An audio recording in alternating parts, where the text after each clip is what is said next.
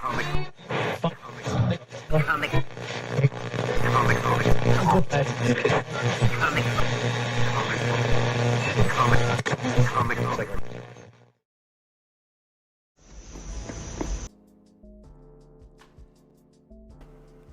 right. Hello, everybody. Hello. Welcome to Comic Book Radio. I'm your host, Peter Cimetti, and this is episode 167. We're going to be talking about designing a comic book ad. So this is a show I've been wanting to do for a while. This is a show I've been getting a lot of requests to do, mostly because of the fact that we offer advertising on the Alterna Comics campaigns. So people have been asking, what's the best way to design my ad? What kind of ad do you recommend? That kind of a thing. So I'm going to be going over that kind of stuff tonight. In particular, 3 key elements. What those are, we'll get to them in a minute. And I'm also going to show advertising examples, both of ads that took place in Alterna comic books and also ads that took place in mainstream comic books. Largely what I have in my stack tonight is Marvel from the 80s and 90s. So I'll be showing you guys some of those. Just kind of going over those for inspiration, also pointing out ones that are successful or maybe is not as successful, and also looking out for those 3 key elements that I'll be talking about in just a moment. So before we get started with that, and it's just me tonight, I'm flying solo. Let me put this up here and say hello to you guys in the chat. All right, so we got Citizen Ronan here. What's up, Citizen Ronan? Thank you for being here tonight. Ben is in the chat as well. What's up, Ben? Hope you're having a good Friday night. It is Friday, right? Yeah, it's Friday. February 16th. All right. Very good. I've had a long day. I'll get to that in a second. Cigar Gangster. What's up, Cigar Gangster? Thank you for being here. We got Wayne in the house as well. What's up, Wayne? Blaze is here too. How's it going? We got Cole King here as well. What's up, Cole? Jefferson says, great topic tonight. If only I had something to advertise. Well, maybe by the end of the show you'll realize that you do, or that you still don't. But either way, it should be fun looking at some of the ads of yesteryear, at the very least. So even if you're someone who this topic is not relevant whatsoever to you, there's been some really fun ads over the years, and we'll take a look at those. Shrek, what's up, Shrek? Hope you're doing well. We also have Chris 6 Strings here. What's up, Chris 6? So CBR, favoriting this one for sure. Yeah, I recommend. It's going to be a good episode to reference. And I'm also going to be talking about, yes, ads, advertisements. Yeah. Some people love them, some people hate them, right? It's funny how that works. Now, the thing is, the 10 o'clock time slot here tonight, this is going to be the slot moving forward for the most part in March. I'm still going to probably have a 1 o'clock show every now and then, depending on the guests that we have on. There might still be 9 o'clock shows here and there throughout the rest of this month, but I wanted to test out this slot tonight where it's just me. Figure we'll go at 10 o'clock and see how it is. In this way, when we get everything going in March, it won't be as jarring, I guess you could say. So today, why it was so busy and why I'm so kind of scatterbrained. It was a couple of days I've been doing this, maybe 2 or 3 times a week. And recently I've started kind of putting up a short 3 or 4 minute clip and putting those on the Alterna channel. I've been in the Alterna storage locker. It's like a 10 by 20 unit, downsizing to a 10 by 10. So I'm getting everything organized and ready and condensing things down, opening up, seeing what I got in terms of the reorganization process. And it's been an experience. Now, there's a lot of things that were put, and I talk about this sometime about the Alterna Vault, that are put in the Alterna Vault and left there. It's mostly stuff that's like from my personal collection, or bits of odds and ends here and there over the years that we just kind of discontinued and don't really have much of anymore. So I've discovered quite a bit of things in there that eventually I'll be showing you guys, and I'll also be putting up for auction and things like that too. Some of the things I didn't realize I still had. So that's a good part of it. But it is kind of tiring. So if I'm out of sorts, please forgive me. Shouldn't be too bad, though. Shouldn't be too bad. Probably got maybe 2 more days left. Maybe 1 if I'm lucky of condensing and reorganizing, and then I can begin to move out. I know you guys are all very interested in that. Just figure I'd give you guys an update on my day. Hope you guys are having a good day. Hope you guys have been having good days. Let's see. Did you say 1 o'clock? No, p.m. p.m. Eastern time. And that's for those that are maybe overseas, not in the States. Sometimes people prefer that time slot when they're overseas. Sometimes they prefer it even if they're still in the States, depending on what their nightlife is like, if they work at night or whatever it may be. So I usually offer a 1 p.m. and a 9 p.m., but this now it'll be a 1 p.m. and a 10 p.m. And Vanessa says, Alternative Vault, is that like the Disney Vault, where every 7 or so years something gets released from the vault? Kinda. But ours is way more limited. Ours is once it's gone and released from the vault, that's it. It's never coming back because there's only usually 1 or 2 of it. So it's a little more exclusive than the Disney Vault. The Disney Vault thing was what? It's kind of like, here's a new format, or here's some extra footage on something, so we're gonna release it, and then it would go back in the Disney. Do they still do the Disney Vault? Anyway, I digress. So advertising. Now, again, this is going to be an interesting show for those that are specifically looking to take out advertising, whether it's with Alterna, put ads in your own comic, whatever it may be. I'm going to be talking specifically about print advertising tonight. Social media, internet advertising, all that kind of stuff. It's a bit of a different beast. I'm not really going to get into that tonight. It's far more simplified. It's far more of the now in terms of timeliness. You know, the whole kind of thing of it is that you're supposed to click on that link with the call to action and go and either learn more information about whatever that is or go purchase that product. It's very direct. Whereas print advertising is a little more similar to like television type advertising or anything along those lines, where it's more about awareness. Like, you can't exactly, I mean, I know you could put a QR code nowadays, but you can't exactly instantly have what it is you want within that print ad. But with, of course, QR codes, which is something that is not going to be featured in the older comics. With that QR code, you can go and scan that and go to a link or what have you to go purchase that product that's being advertised. So people do put that in there. And when I show some of the ads that are in the Alterna books, you'll probably see a QR code here or there. If you definitely are thinking of taking out advertising with Alterna, I do recommend putting a QR code with it. I know sometimes it seems like that's, you know, who's going to use that, or is that important, or whatever it may be. You could put your web address as well. I recommend that. But QR code seems to be a good thing to put on there. It's pretty easy to do. You can go to a QR code generator, and it's free. And then just make sure you put that at a high resolution within your ad. And I'll be talking about that as well. Formatting, resolution, all that kind of stuff. But before we get into that, now there's 3 key elements. 3 key elements. So the 3 elements that you really want to focus on when you put together your ad. So when you're putting your ad together, you might think like, oh, is there a magic formula for it to be a successful ad? Not necessarily, right? Every ad's going to hit different, but you want to focus on making sure that you're paying attention to these things. Composition, and a lot of them are going to sound a lot like, except for the third one, they're going to sound a lot like you're putting together a comic. So the composition of the ad is really important, making sure you've got a focus there, that it's being framed and there's clarity involved.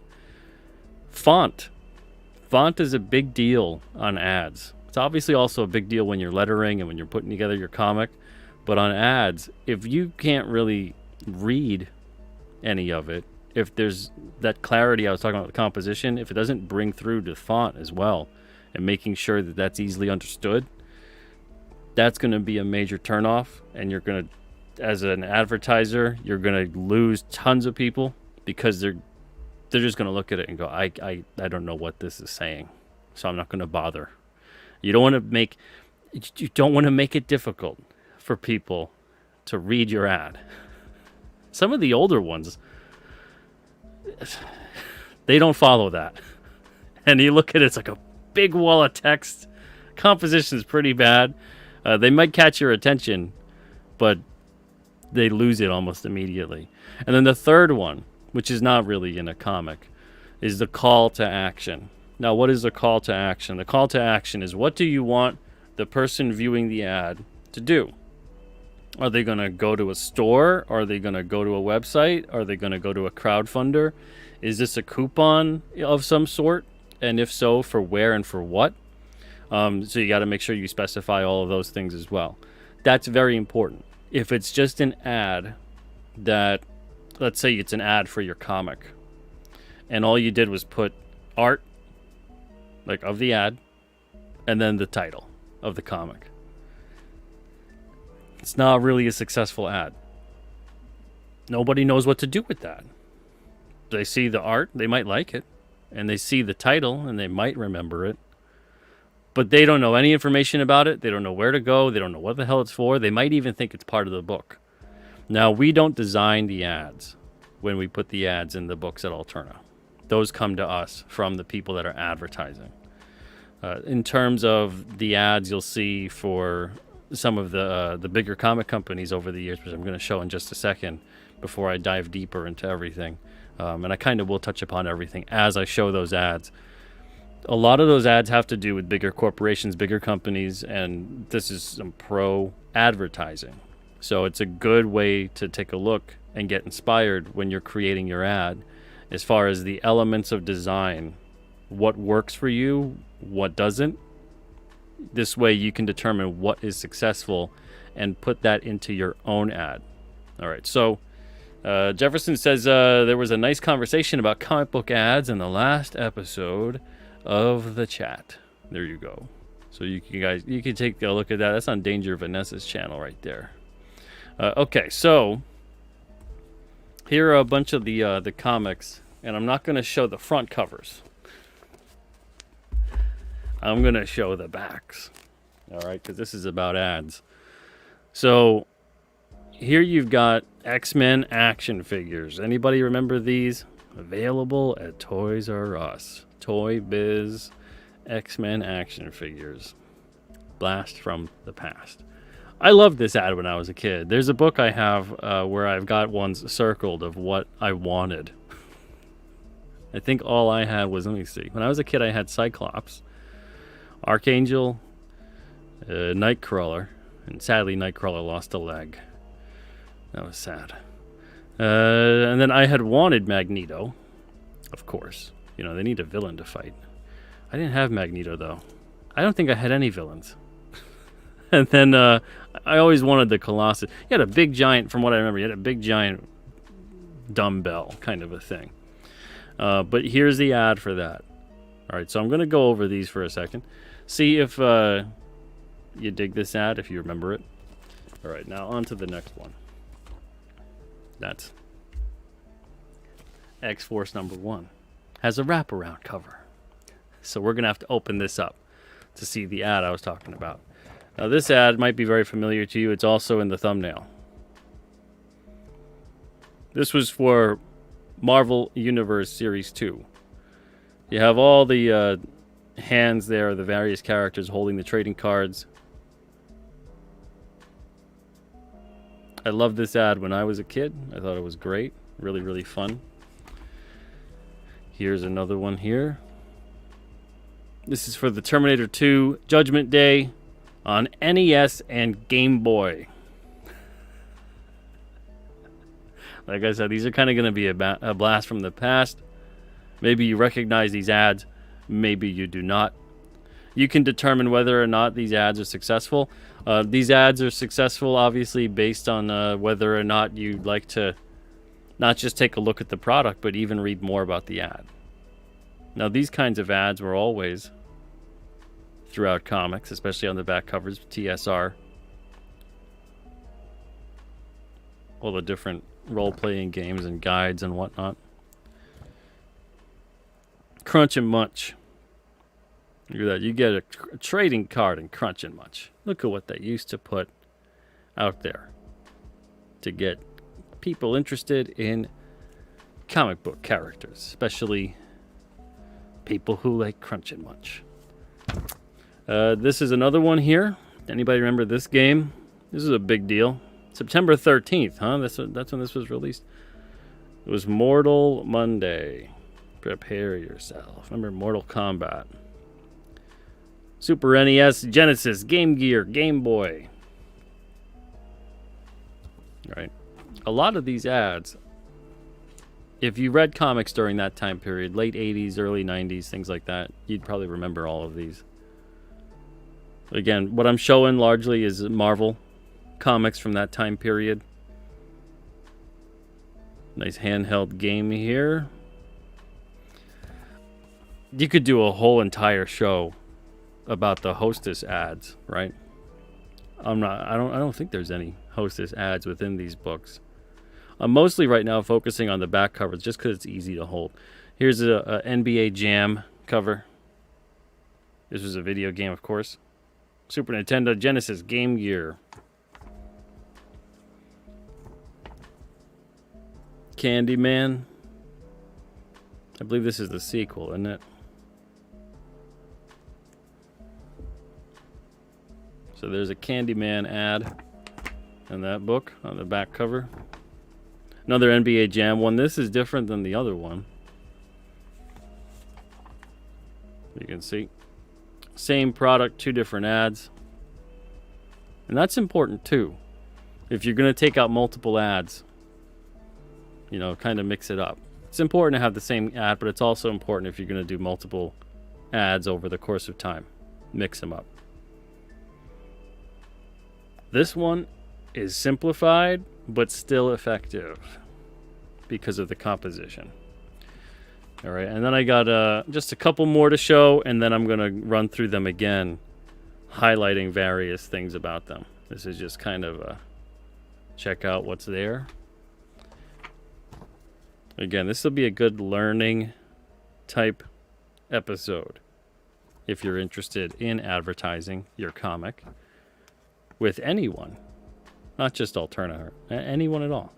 Even putting an ad within your own comic. You know, like an in-house ad is what they would call it.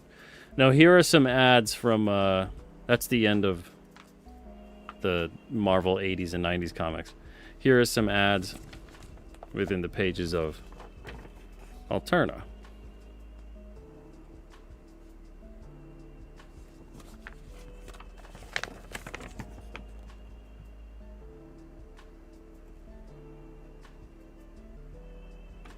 I'm just going to be sticking to showing back covers, inside back covers for now. And that's because interiors, it's a whole different beast when it comes to designing. You can play it a little more fast and loose when you're designing on the back cover, inside front, or inside back. And that's because of the paper stock. But you also want to make sure when you're doing that you're designing that ad to full effect. So this way you can take advantage of the whole palette. You can take advantage of the color concentration when you advertise on certain paper stocks. Newsprint, relatively speaking, you could still do most of the same, but it won't print as vibrantly in some cases. In most it will, but in some it won't. So what I mean by that is if you have a variation of hues that are darker, they could have a tendency of getting lost and muddied on newsprint. There's some fun ads in the Alterna books. All right, so before I dive deep to start dissecting some of these ads, looks like you guys have a couple comments or questions here. Let's see. Dom says, what if people made ads like those for their comics and posted them on social media? Kind of fun. Yeah, totally. That'd be something to do. Citizen Ronan. Spalding basketball ads with Dr. J and Rick Barry back in the day were great and memorable. Yeah, those ads were great. I think they're in one of the books that I have, but not in this chunk here. Not specifically in this chunk. Lady says, yeah, Bronze Age ads were cool. Count Dante is one of my fave. The deadliest man alive. Yeah, I remember that one, right? Isn't he, he's like a kung fu dude, and it's like a black and red ad, if I'm remembering correctly. Effective ad. So, let's go back and take a look at what's what. All right, so let's run through. Sorry about that. Hit the mic. I don't know if you guys heard that. Let's run through what we have here. I'll show the back cover again. All right, so here we have It's Here. You got the big text. I'd say that's pretty easy to read. And a nice focal point with the image. The overall composition of the ad, it's got a headline, it's got a nice focal point, and then it's got the information at the bottom, and still relatively easy to read. And this is just advertising the product. It doesn't necessarily, that's the thing that's tough too about some of the ads. Some of them don't say exactly where to get it. There are stores, like when we used to distribute through Barnes & Noble as well, and books would go there. Barnes & Noble literally sends you a letter saying that you're not supposed to say, go to Barnes & Noble, get the book. I thought that was really weird when we got approved to distribute to Barnes & Noble. They're like, don't tell anyone to go to Barnes & Noble to get your book. I was like, okay. I don't know why. We got a letter back of approval, and they send it to everybody. Every publisher gets that letter, and they say, don't. Just say local bookstore or available at a national book chain. They wanted you to be very vague. But hey, whatever. We don't distribute to them anymore. But that was an interesting experience. Anyway, so this is basically just advertising the product. Dungeons and Dragons. Look at that. So this is an effective ad. This is an effective ad. I still remember this image in particular. Now, we'll see, is this an effective ad compared to some of the others? Is it better? Is it worse? Whatever it may be. I think this would rank in the middle. It's a pretty basic, effective ad. It's clear. It catches your eye. It's understood. The composition is fine. The imagery is great. And it's not doing anything crazy. It's pretty basic. Effective. It's a good ad. This one here, in comparison to the other one, so you can see same company, relatively the same kind of a thing. There's no headline. Instead, it's a focal point with the image. You see people using the product. And then there's a description here. Now, that's an important thing, too. If you're going to advertise a product in which you are wanting people to use it, it's a good idea to show them using it. This is kind of, again, a basic layout, a basic kind of ad. Nothing too crazy. Pretty solid.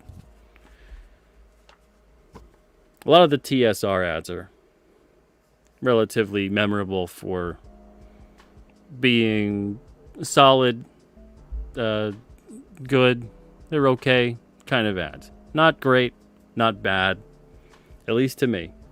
Now here we do have a headline, and it works with the composition. None of the TSR ads, I would say, are bad. Now, in this case, you do have all the text there, but again, this is like, if this text is intimidating to you, I don't know if the product would be for you. So it's that kind of a thing right there and then. You got to really be sucked into the image and that headline. So that kind of subject matter, if it speaks to you, you're going to start reading. And it's a good font. It's very easy to read. Black up against the white. You got that high contrast element that's really important, both when you're lettering a comic and when you're designing an ad. Same thing here. Same thing on all of the lettering so far. High contrast. This way you can actually make out what you're reading. If you were to put gray font on black background, that's bad. Don't do that. If you were to put red on black, that could be bad as well. You might want to outline that. Black on red. Black font on red background, not so bad. You can see that. White on red, not so bad. You could see it. But you want to make sure you're aiming for contrast. If you put gray on blue, that's really bad. That's not really going to work out. If you put yellow on red, again, not really going to work out.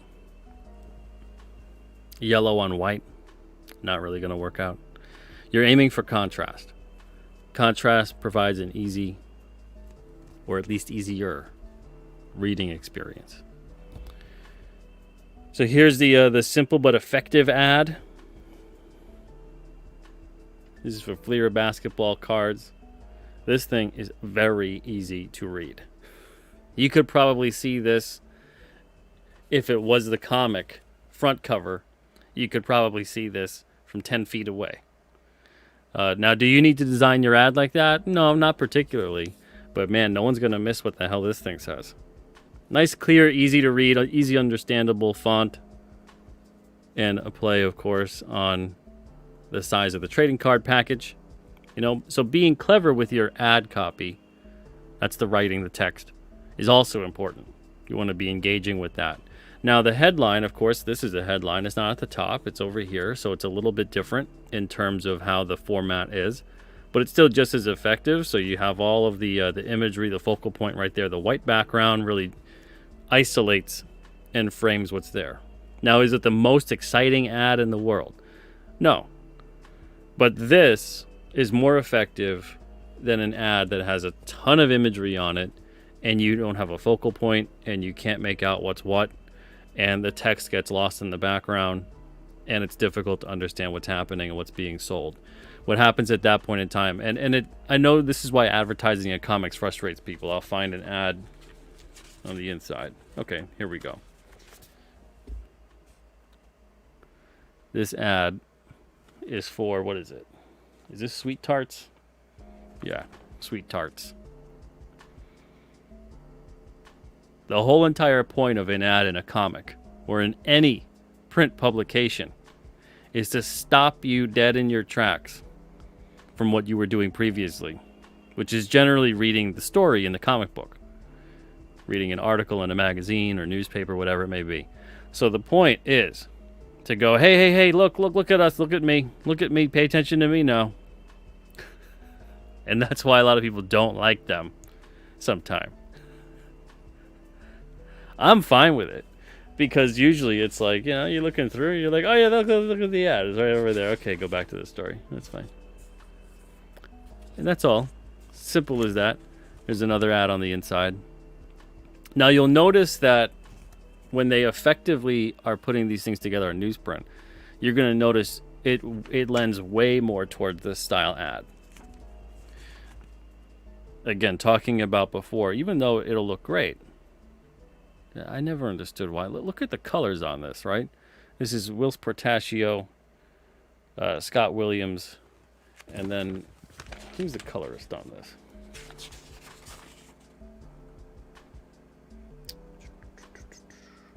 Joe Rosas.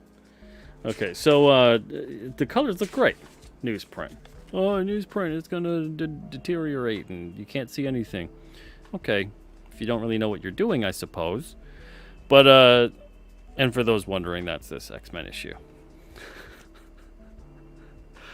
Uncanny X-Men 289. So, here's a comic ad for this particular game. You can see it's very clear cut. You understand effectively what this is. It's an ad for the game. Right there. It's not over-designed. It's very important to understand that. I know some people may think, oh, you want to get as much in there as you can. Yes. But you don't want to do it at the sake of clarity. Same thing goes for when you make your comic. So here's a 2-page spread of an ad. Man. Time was. So, they're incorporating still a touch of what I think is very important when you do a comic book ad, a touch of reminding the audience that this is a comic book too. So you have this gentleman here, Roger Clemens. He's got a word balloon. Not the greatest lettering in the world, but effective enough. And he's saying, these cards are hotter than my fastball. And then here's an example of the trading cards. So the ads, now you can't help but look at a 2-pager, but the ads are effective. They're laid out properly. You understand what they're doing. See, this is what I'm talking about with more of like on the white background kind of a thing. Now it looks like Fleer took out a whole bunch of ads within this. So you'll see, relatively speaking, the same kind of ad layout. Now this one is not for trading cards. I don't know if you guys remember this. Super Smash TV. Another video game ad.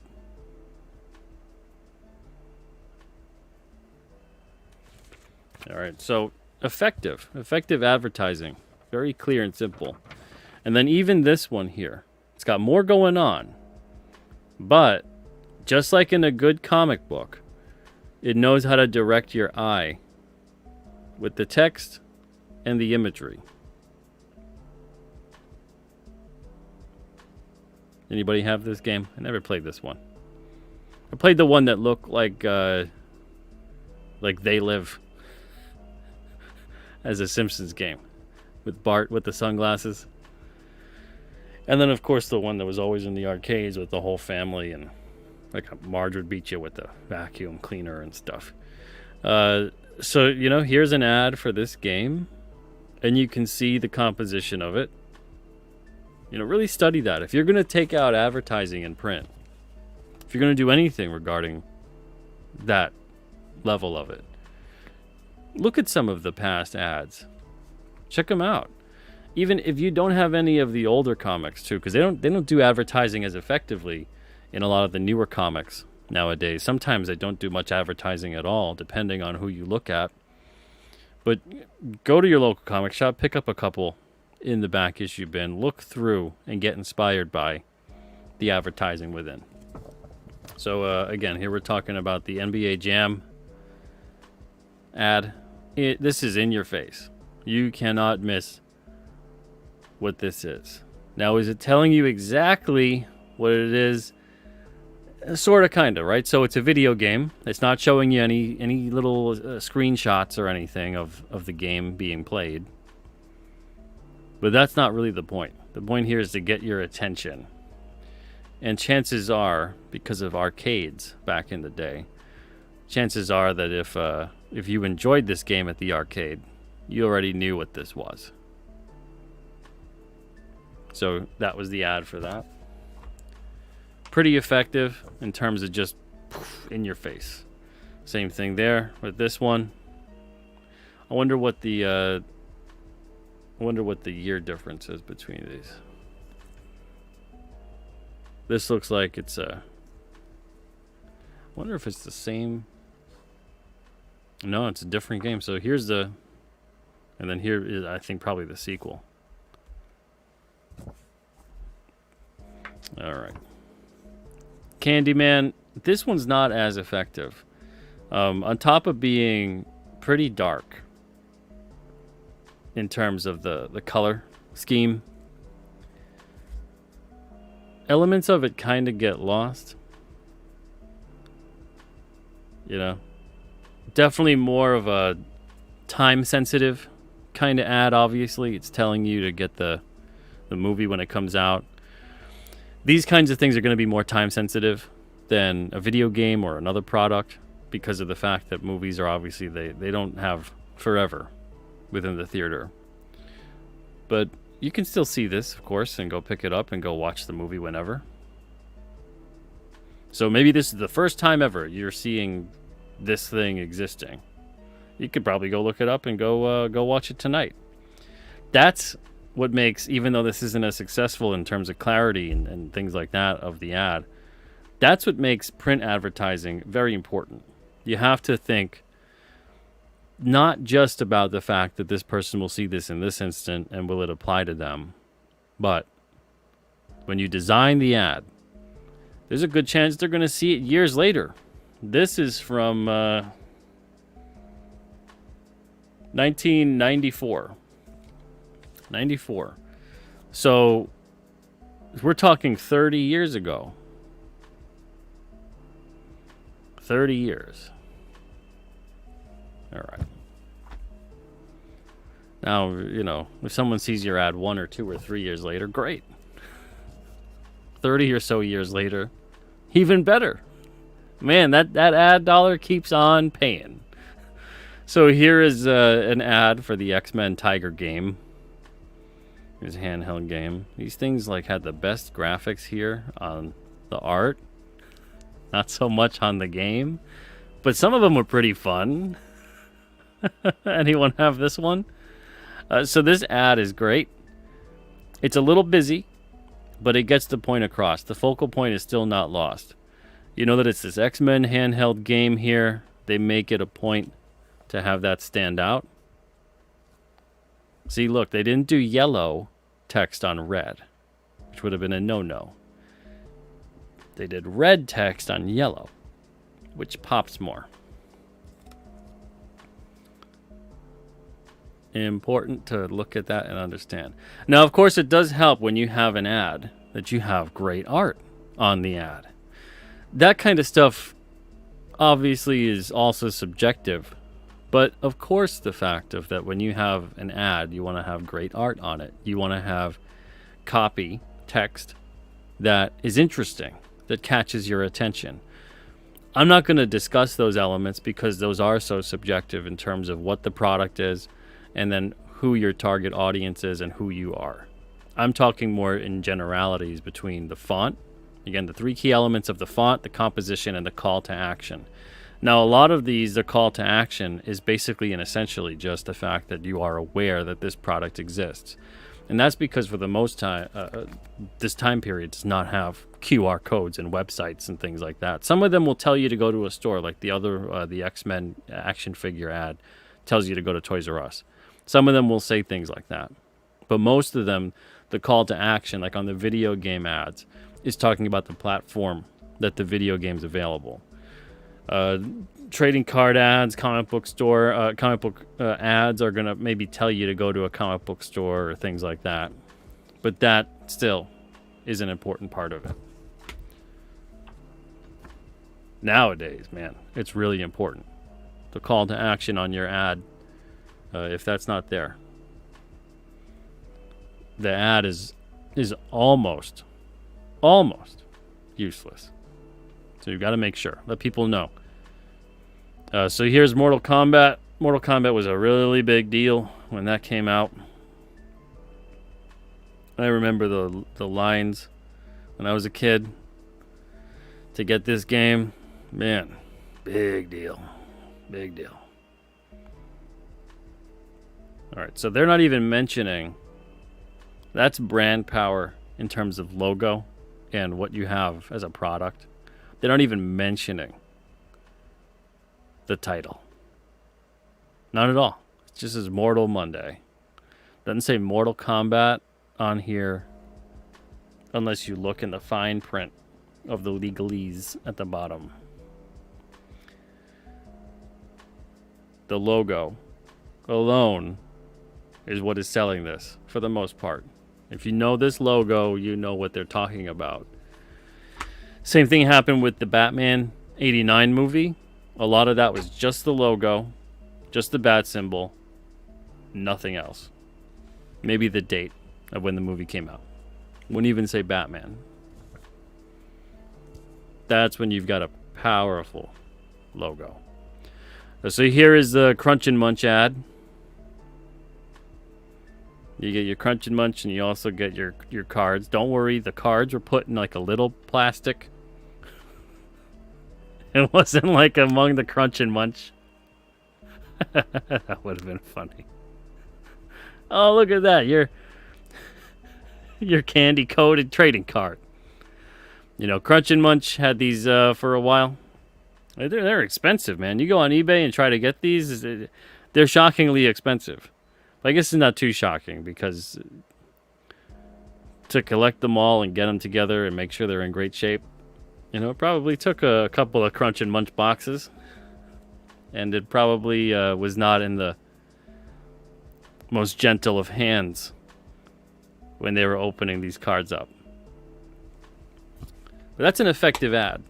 It's got the product, it's got the headline, it's got the composition. The font is also on point with the brand. That is something else to think about. And that's the biggest thing when you think of font. It's got to be on point with the feel of the brand. Like if you had a very comic booky font with these TSR ads, it would not bring across the same feeling. So you have to understand artistically, what do you want that font to convey when you are advertising? Here's another TSR ad, of course. You got your headline, they follow a very basic format.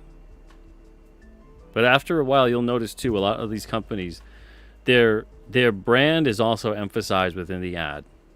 So you'll get a sense of the kind of company and the kind of product through the ad. So here's a Terminator 2 Judgment Day game on NES and Game Boy. Every time when I was a kid, my cousin had this.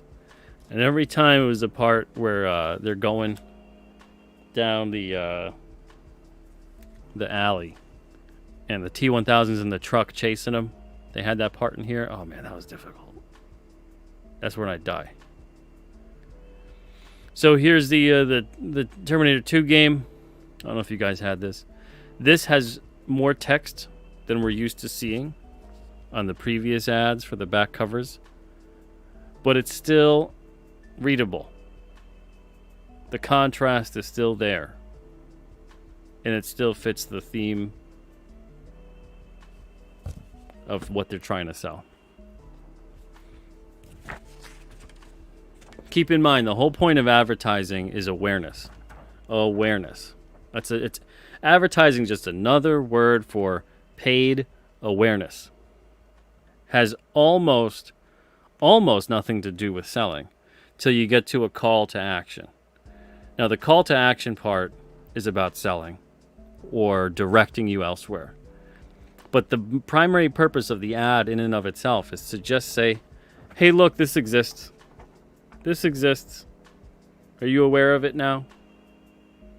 And that hopefully if this interests you enough, like with these trading cards, let's say, you would then go seek them out and directly go to a store that would have these.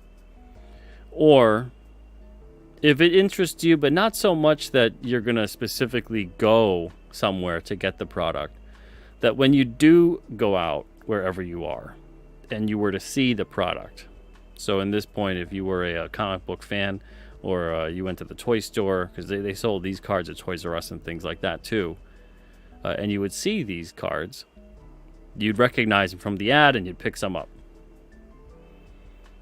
Now, if this ad doesn't pertain to you at all, then that's different, and that's something that you want to make sure you're not doing. And what I mean by that is this. If this product that you're designing an ad for, if you aren't aware of the audience and the kind of people that would be interested in that kind of product, and you design your ad either in a general sense for everyone, or you design your ad to try to appeal to people that this product would normally not appeal to, then you are effectively cutting the legs off of your ad and throwing your advertising money down the drain. And the same thing goes for when you're creating your comic or anything else. If you're making your comic, if you're making something, some kind of a product, you're putting it out there, and you're making it for people who would not be interested in it, so you're changing it effectively to try to appeal to people it normally would not appeal to, instead of making it so that it is effectively appealing to the people it's made for that would be interested in it. I don't know why people would do that, but people do that. Companies do try to get customers interested in things that would never be interested. Now, there's a way to get people within, like whenever you advertise anything, you're obviously, one party's preaching to the choir. You know, you could just say trading cards, superheroes, Marvel. And whoever's interested in that kind of stuff is like, oh, I'm sold. You got me. Don't worry. And then there's people in the middle that would have a passing interest. Maybe they have the comics, but they don't really do trading cards. You know, and then maybe they see them and they're kind of convinced they'll check them out. And then there's the other non-customer, potential customer, who could care less, or couldn't care less, I should say, about the comics, the characters, trading cards, etc. They're probably not even picking this comic up. If you design your ad to appeal to them, and I don't even know how you do that, but nowadays there's all these campaigns based on advertising awareness, etc., in trying to get customers that don't really care to support or purchase that product, generally speaking. They're not interested. And they're trying to get all these people viewing, you know, oh, look at how many of these people, if we could just get these people, you know, we already have the other people. Now you're taking your audience for granted, which is a bad idea. Because now you're shunning the people who are there and care about what you're doing and are interested to try to get the people who aren't. So when you start doing that and you start tailoring everything in that sense, you're going to go off the rails real fast. And when you're taking out an ad, that's not the time and place to do that. Now, you might get someone who's interested all of a sudden. They just all out of the blue. Their first ever comic, they picked it up and they saw this ad and they're just overwhelmed. For some reason, this thing spoke to them, this comic, this issue, whatever it may be, out of all the things they've seen before. Or maybe they were gifted it, whatever it may be. But that's going to be a few and far between individual. You want to make sure that you're playing up. What is this product that you're advertising in? Who is it generally for? And play up to their interests. I love that ad when I was a kid. You got the hand of the kid there, who's, you know, basically you. And then you got Dr. Doom, Spider-Man, the Lizard, and Sabretooth. There, yeah. Almost looking like a King Cryptid hand. He got too many fingers, though. King Cryptid's got 3. He's got the normal amount. But, you know, like, I love that ad when I was a kid. It made it feel real. The trading cards were there, being held by the characters, and the text was interesting. You read about them, where to get them, what they were about, and if it appealed to you, you got those cards, and a lot of people did. Very memorable set. You know, and then here's this ad that we showed off in the beginning. You got your headline, and even though, just like in a comic, it would be kind of covered sometime, you could still make out what it says. This one, it might have been better to at least have Storm move a little bit over, because she really is covering the A and the C. Action figures now is such a known term, but at this point in time, it was still more. It was known, but it wasn't as, you know, you see it right off the bat and you go, action figures. But those figures are all on point and being modeled right there. It's almost designed as like a comic cover. And you've got not just a headline, but you've also kind of got everything over here catching your attention too. So you've got taglines, you've got subtitles in a way. And this specifically available at Toys R Us stores.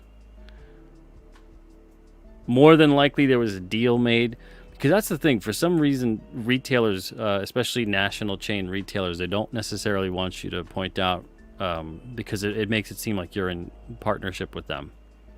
I mean, I know I was joking before about the Barnes & Noble thing, but that's largely why they generally don't want you putting that in an ad or in print, anything like that, that to get the book specifically there. Will something be done to you? It really depends. It depends. If they take umbrage with what you're advertising, that's the odd part, right? They might carry your product, but the advertising's different. The advertising's different. There's also, at that point, they could end up having a trademark kind of implications. Anyway, where they feel that you're using their thing to sell the product. It's a whole complicated mess. But that's an example, though, of call to action, telling you where these things are available. Generally done, especially when they're using the logo like that, generally done with the permission of the retailer. So when you're advertising independently, all right, now we'll get into the nitty-gritty. When you're advertising independently within an Alterna comic, there's a couple of important things to remember here. Now, this is the formatting specs. This is the nitty-gritty. All right, you want to pay attention to the page size. We supply that for you. Any print publication that you advertise with is going to supply you with the formatting of the size. Full bleed. I've talked about this before. Full bleed is when the image extends to the very edge of the page, which means that when you send in your image, it needs to extend past the page because it gets trimmed. So there's the trim size and then the full bleed size. Full bleed size is usually either 1/8 of an inch around, an extra eighth, etc., or an extra quarter. So in newsprint, because of the nature of it, it's an extra quarter. Usually sheet fed, digital, etc., it's an extra eighth. But because of the high-speed nature of newsprint printing, when they go to trim it, they ask that you send an extra quarter per side. 300 DPI minimum. 300 DPI minimum for resolution. Anywhere between 300 to 600 is fine, but minimum for print, 300 DPI. For the internet, usually 72. CMYK for print. CMYK, that's cyan, magenta, yellow, black. K is black. RGB is for the computer. If you send an RGB file, anyone worth their salt when they're doing pre-press is going to convert that to CMYK. If they don't, it's going to print funky. Colors are going to be real weird. But you want to make sure that you put it to CMYK first so that you're aware of this is mostly how it's going to print. It's not always a 1-to-1 because the computer is not always accurate with CMYK. If you've got a printer that will print CMYK, especially I believe Epson and a couple others have separate printing ink nozzles for CMYK, you're going to get a pretty accurate look of a proof, essentially, that you could print at home to see what your stuff will look like in print. So CMYK for your print ad. Keep that in mind always. That's going to save you a lot of grief. Now, you also want to make sure that you're designing, and the same thing goes with everything we've seen tonight, comfortably within a space that's about 1/2 inch from the edge. For text, preferably 1 inch from the edge. Preferably 1 inch. You want to keep all important imagery, text, all of that stuff. So anything that's like a head, anything that's obviously important logos, whatever else it may be, you want to keep all of that absolutely within 1 inch from the edge. Sometimes there's shifts that occur with trimming, but also, most importantly, because it's just comfortable to read it that way. Now, this ad here takes you to abogrizzly.com. Right, this is for Astro Rats. I remember the first ad that Abo Grizzly did with us. It needed some help, and they took feedback for that, and they've been putting out pretty good ads since. And even the quality of their stuff is getting better and better. So Check out Astro Rats. This is the back cover of Unit 44, number 8. Launching this September at abogrizzly.com. There you go. And that was 2023, so this is out already.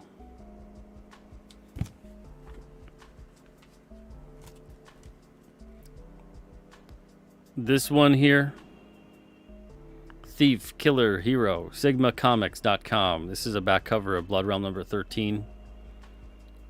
And then there is a legal, little legal info there. But here's the image of the character. It's a pretty simple ad. And it's counting, at this point, an ad like this is counting on the imagery and the text to capture your attention. Whether it does is up to you. It's certainly not confusing. You can't be confused by this ad. If you're confused by this ad, please see a teacher. It's a Thief, Killer, Hero. And then you go to the website. It's not too complicated. Pretty effective ad in terms of what the subject matter is, and if this catches your attention or not, it's up to you. If it appeals to you, go to sigmacomics.com. All right, so you can see all the different ads here. Here's a Hujangus. Everybody has seen these Hujangus ads multiple times in the Alterna books. Coming soon to Indiegogo.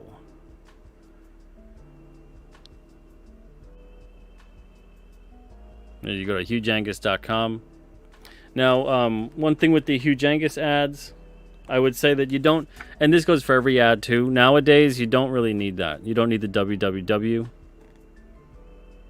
And then I would recommend, again, with the high contrast. You want to make sure high contrast on any text up against the background.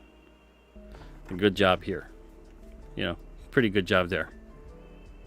Always make sure, good rule of thumb, you want to follow that all the time. High contrast on your text.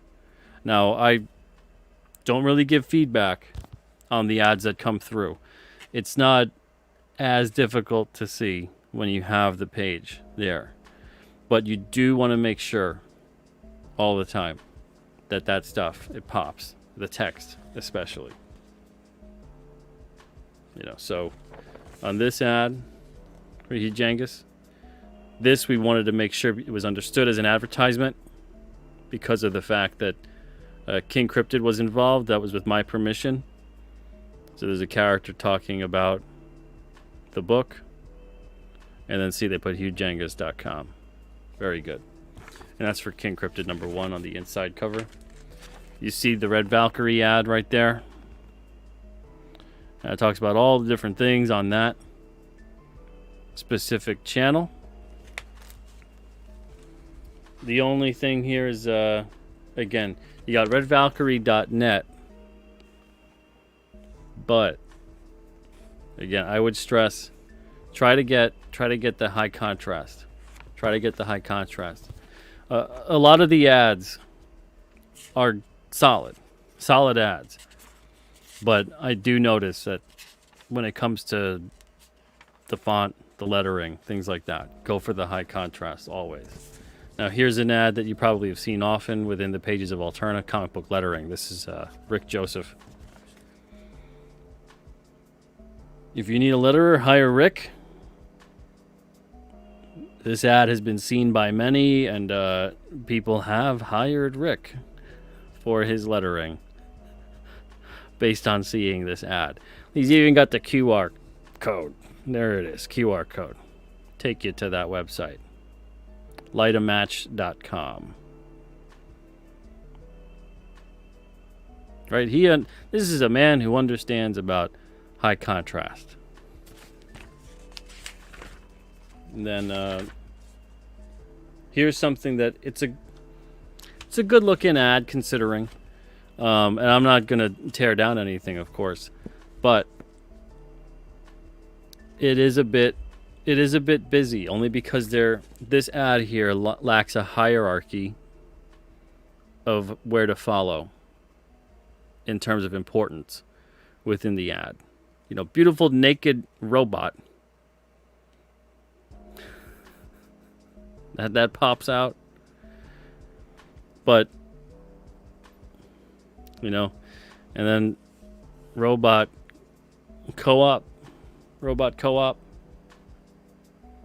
Now, maybe if this was put on an interior, it needs some more contrast within the art in and of itself. And beautiful naked robot should have been bigger. It's a little busy. And the QR code, I don't know how effective that is for scanning, to be perfectly honest. I haven't tried to scan this QR code, but you want to make sure you're giving that QR code a lot of contrast. Leave the white of it alone. And then even stuff like this with the text, it'll become difficult to read. There's a tendency in modern publications to go really crazy with the lack of contrast on text, on imagery, on all kinds of things. I don't know what it is. I don't know if it's just like a thing at this point in design, but it doesn't help you to have the image pop out when there's a lack of contrast there, and especially if there's a lack of focal point too. So you want to make sure with your ad, again, that's part of the composition. You want to make sure with your ad, the font choice fits the feel of the ad. If you're not sure what that means, research that. Research it. Look up tutorials about that. Look up even theory about that. Again, do your due diligence. It's not as simple as, willy-nilly go in there, pick a font, and okay, I can read that, it'll put it there. Not as simple as that, especially when it comes to your print advertising, your logos, your lettering, all of that. And then you want to make sure, of course, it's clarity involved with reading that font, that you could read it and see it. When you design it, it's not too small, it's not too thin in terms of the font choice. You want to make sure that it's not spaced out awkwardly. You want to put all those design principles to use. The composition of the ad, there's a focal point. All the elements of the ad frame the focal point. Sometimes simple is better. So you can maybe have a white background or a solid color background, and that focal point pops. You have a headline. It's always better to have a basic, clear ad, printed page ad, than it is to put so much text and graphics on an ad that it gets lost completely. You're almost better off having a white page with a word or two, image, and a website, than doing blah. Here's a bunch of pictures, here's some text, here's a whole big chunk of wall of it. That's not gonna catch anyone's attention. Again, you have to make sure that your ad, almost obnoxiously, is gonna stop that reader. I know that sounds weird to say, and maybe you might get a couple people that are like, I don't like you because you did that. But that's the whole point of your ad. The whole point of your ad is to provide a little break, get noticed, and they can choose. Keep in mind, this isn't TV. This isn't, you got to wait 5 seconds and click. This is print. They can choose whether or not then that your ad that stopped them, whether they now stop and read, or they just turn the page.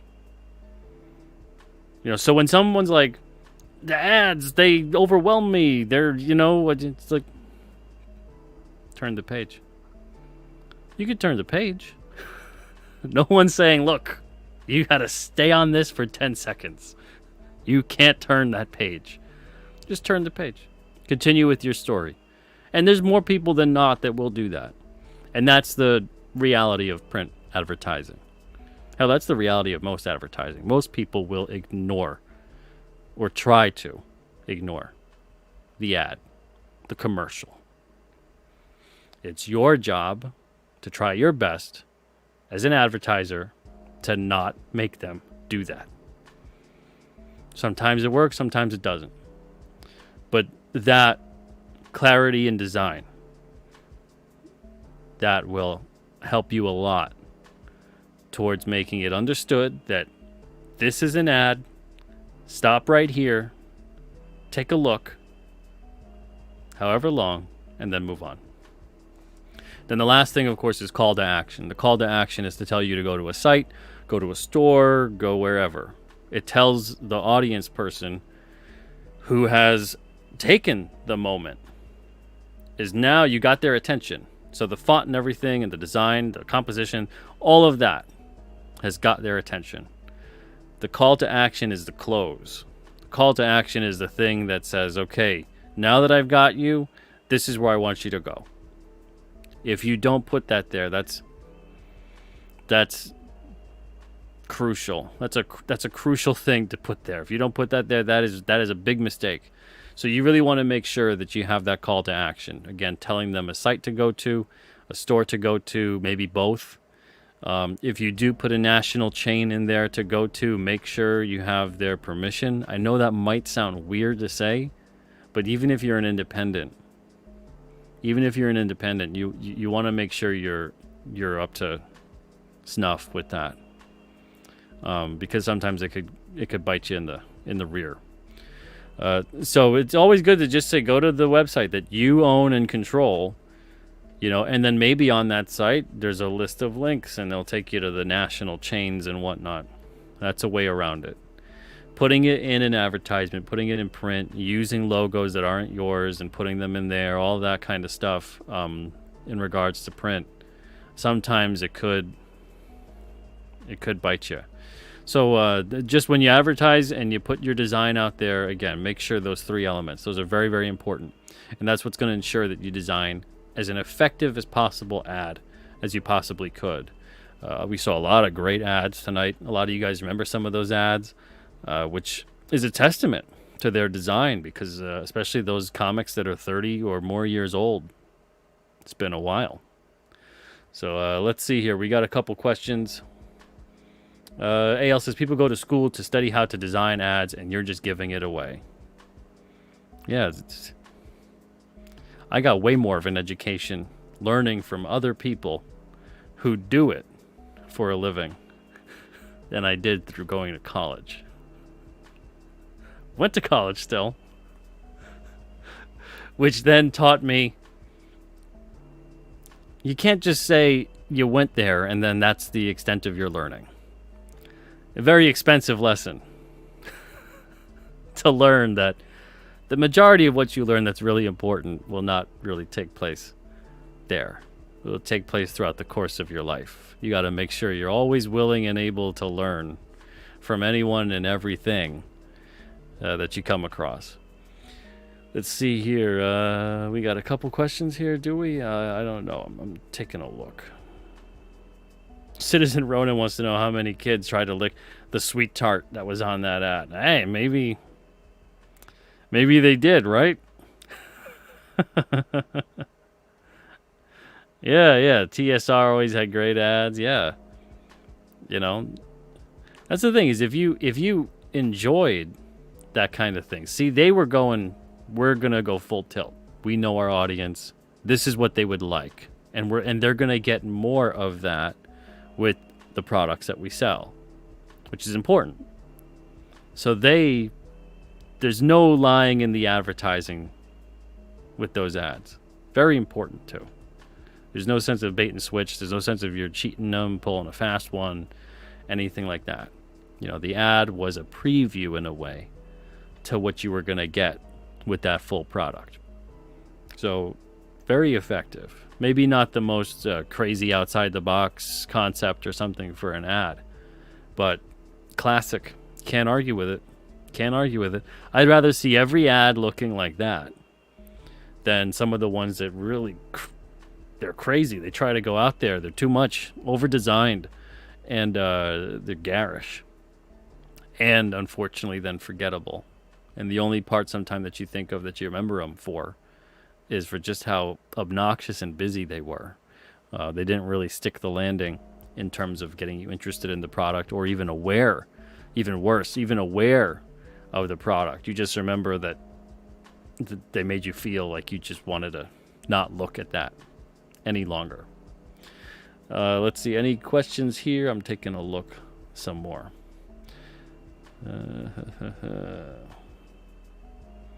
See, Jaro says, anyone remember the Pizza Hut X-Men ad? I think I do.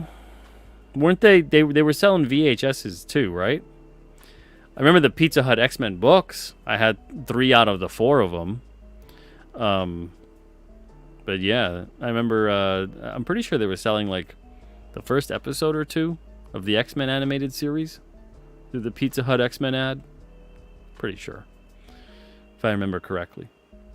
Let's see, Stippling Vaughn, what's up? Says, I'm stippling a King Cryptid drawing tomorrow during my Stippling Saturday video. Oh, cool, man.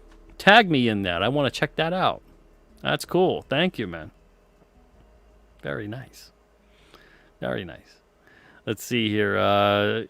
Yeah, Josh says scribbling notes. There you go. Scribble away. Scribble away. All right. So, again, hopefully this was informational to those that are interested in such. And other than that, hopefully it was a nice walk down memory lane for everybody else. Seeing some of these comic book ads. Ton more inside the books. I know I only went through a couple of the alternative books, and then I went through, I think, just one of the others. But take a look at some of your old comics and look at those ads. And especially if you're thinking of doing advertising for your own comic or for whatever else, your business, anything, your YouTube channel, whatever it may be, get inspired by those ads that really appeal to you. And break down the elements of why does this speak to me? Why is this effective? Why is this capturing my attention right now?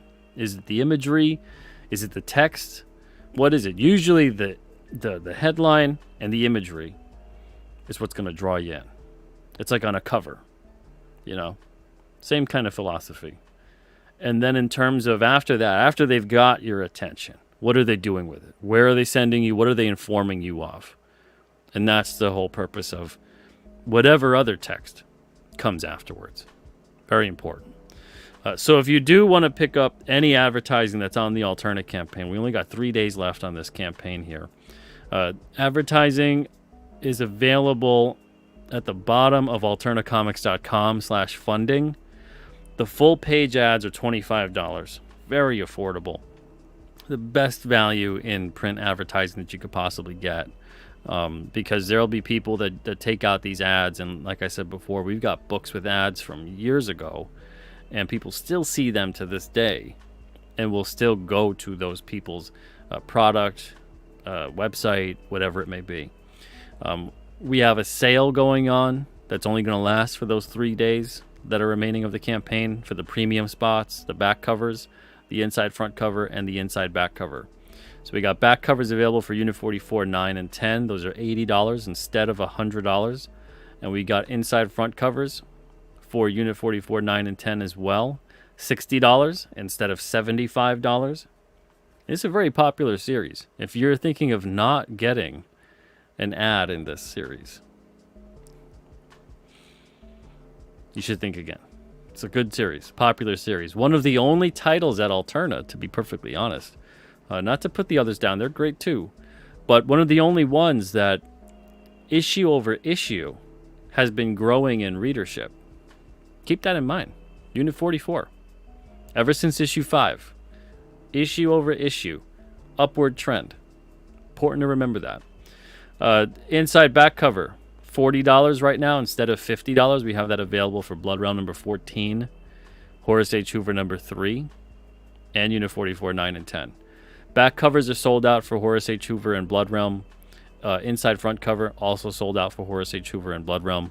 But the inside back cover, $40 right now instead of $50 for all 4 comics each, of course. And then the $25 full pages, that's a non-premium ad. They're going to stay that price.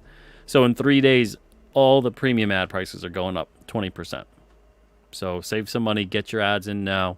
And then also we have available on the, where is that here?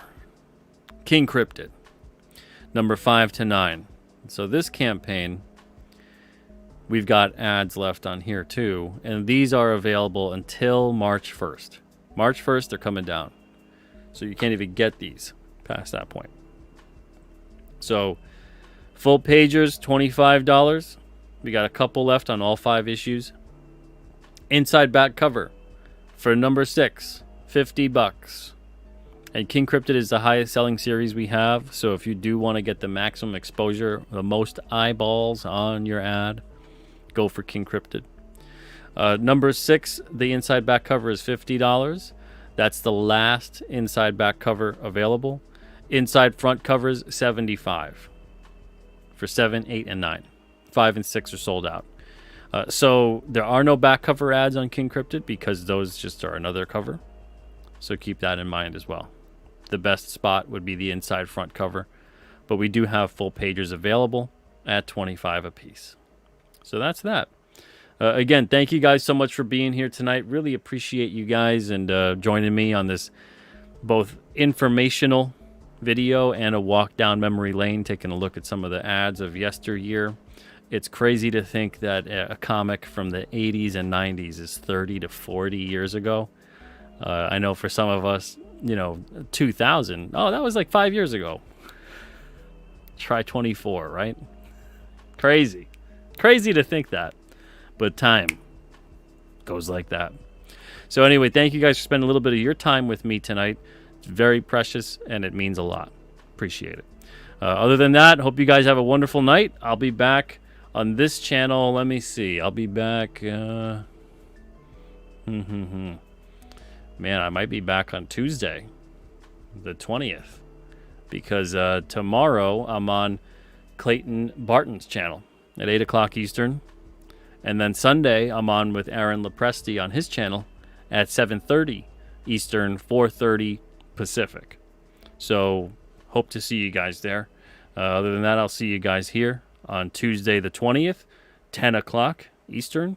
I've got another solo show, just me and my lonesome with you guys. And I'll be talking about a different topic on that night. All right, everybody, thank you guys so much. Take it easy. Have a wonderful night and an even better tomorrow. All the best, guys.